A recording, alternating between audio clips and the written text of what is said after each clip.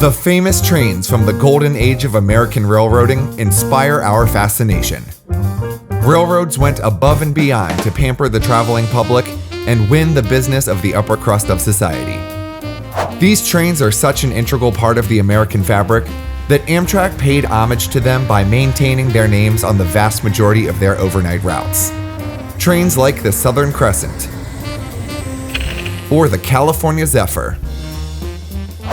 When Amtrak took over passenger operations in 1971, a few host railroads held on to their flagship trains as a point of pride.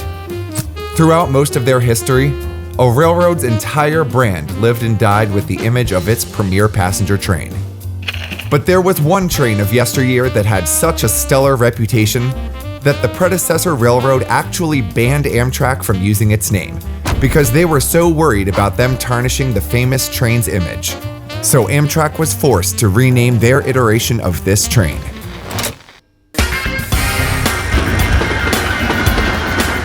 Amtrak Southwest Chief. Merely a shadow of the seminal train that once conquered this route through America's Southwest.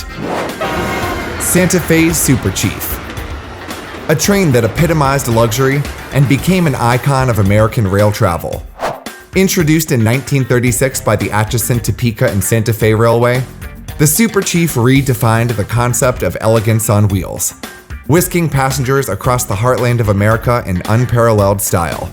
To compete with the growing popularity of air travel, the Santa Fe embarked on a mission to create the ultimate overnight train experience, collaborating with industrial designers to create interiors that resembled those of a high-end hotel rather than a conventional train.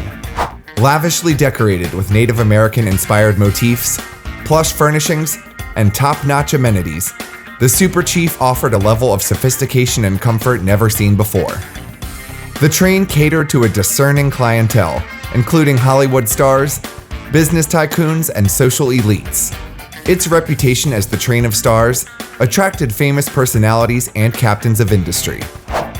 Beyond its lavish interior, the Super Chief traversed breathtaking landscapes, creating an enchanting backdrop for its passengers.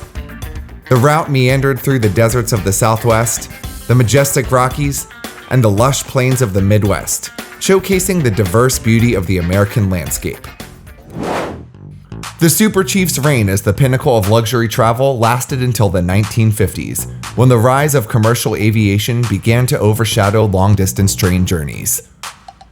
As the demand for air travel increased, and the Santa Fe joined Amtrak in 1971, Amtrak took over passenger operations on the Super Chief route. Worried that the haphazard and utilitarian offerings of Amtrak would tarnish the good name of the Santa Fe's once flagship train, Amtrak was forced by the Santa Fe to rename the train the Southwest Limited in 1974. A few years after the new Superliner equipment had been assigned to the Southwest Limited, the Santa Fe felt that service had improved enough to allow Amtrak to at least use the chief part of the old name, and the Amtrak train was finally renamed to the Southwest Chief in 1984. Although the glamour and luxury of the Super Chief are a distant memory, the Amtrak train still travels on a vast majority of the original route, with plenty of relics from the old days of the Santa Fe still adorning the right-of-way. Chief among them, pun intended, are the few remaining semaphore signals that can still be found along the Raton and Glorieta subdivisions in New Mexico. These are some of the earliest form of railway signals that indicate the status of a route, with a large pivoted arm that would be visible even if the light on the signal were not easily seen or non-existent. BNSF, who owns this route today, is replacing these signals as we speak, with one even disappearing the week this video was filmed. Here, we see a few of these semaphores near Wagon Mound, New Mexico, as we head east toward Raton Pass. Let's explore some of the scenic highlights of Amtrak's Southwest Chief route as we travel eastbound from Los Angeles, California to Chicago, Illinois. On this route, I was lucky enough to be able to make the journey in 3 private cars: the Salisbury Beach, Colonial Crafts, and the observation car where we will be taking in the majority of our views, the Lambert's Point. As we depart LA, We see the LA River and pass several container trains making their way to and from the busy port of Los Angeles.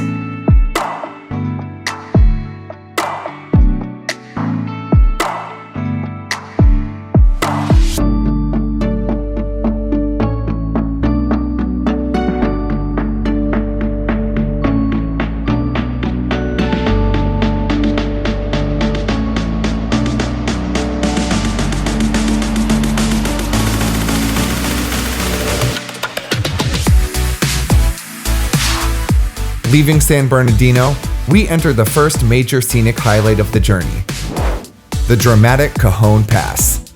You can really only see this part of the trip traveling eastbound in the summer if the train is right on time, as the train conquers the pass at sunset. Or traveling westbound if the chief is significantly late and you're able to catch a glimpse of it in the early morning. Otherwise, both trains would pass through this area at night.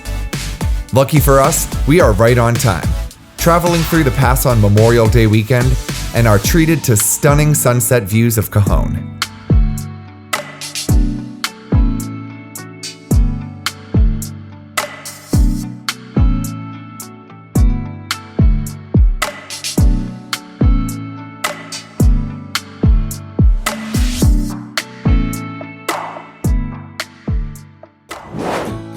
The next morning, we arrive into our first service stop at Albuquerque, New Mexico, and pass the remnants of the old Santa Fe yard and shops here.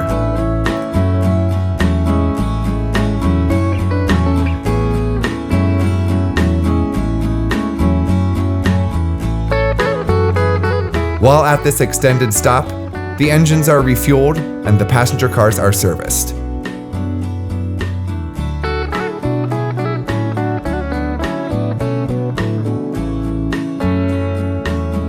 Now back on our way, we make our next stop at Lamy, New Mexico, then pass through the stunning Apache Canyon and Glorieta Pass.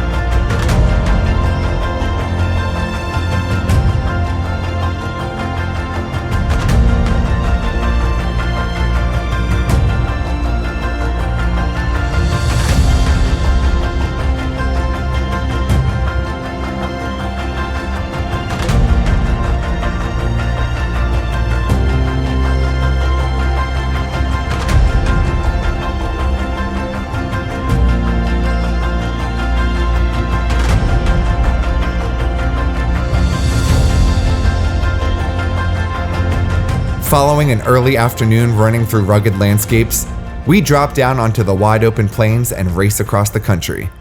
This is also where we see the aforementioned semaphore signals.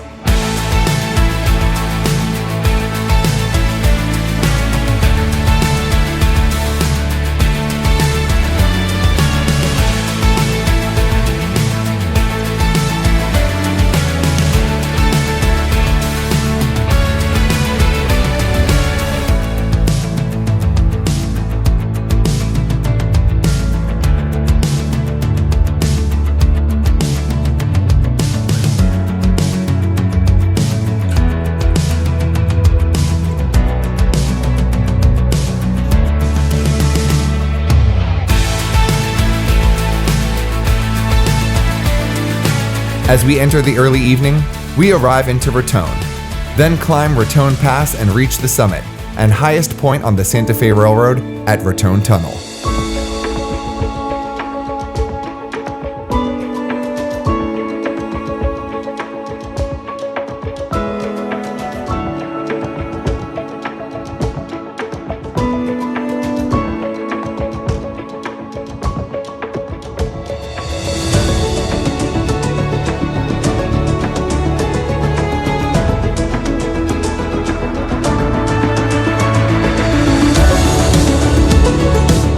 Having passed through the Raton Tunnel, we leave New Mexico and enter Colorado.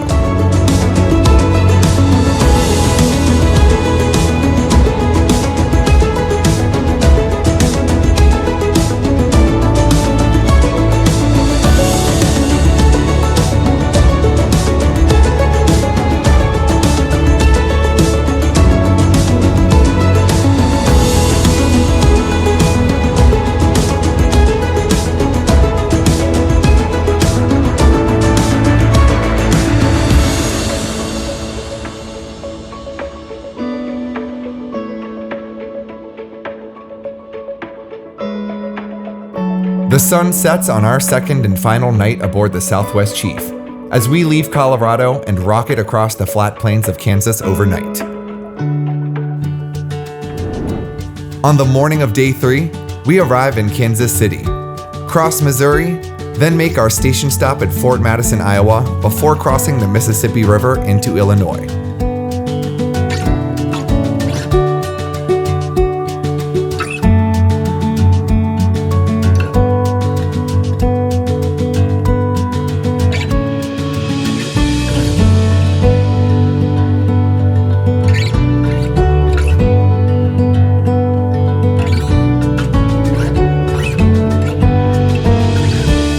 From Los Angeles all the way up until this point in the journey, we have been following the same route as the Santa Fe Super Chief. But shortly after entering Illinois, we leave the old route of the Santa Fe and cross onto the Chicago, Burlington, and Quincy here at Cameron, Illinois.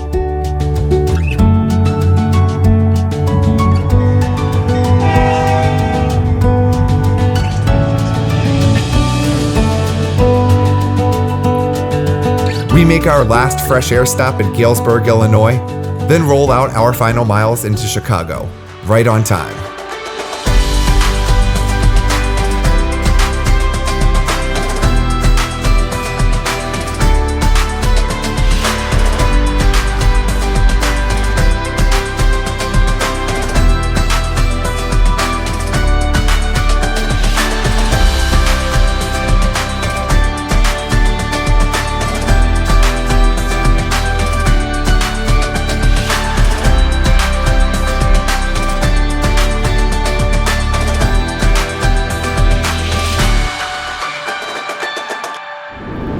Quick disclaimer for the courtesy of the private car owners. At no point were there any exterior shots taken, nor was there any open vestibule riding while the train was in motion. All seemingly exterior shots were captured using this empty car number display port seen here. If you've enjoyed this ride on the route of Santa Fe Super Chief, check out this video about our winter adventure on Amtrak's California Zephyr. Thank you for watching Rail Weekly, and please like and subscribe to help us bring you more adventures just like this one.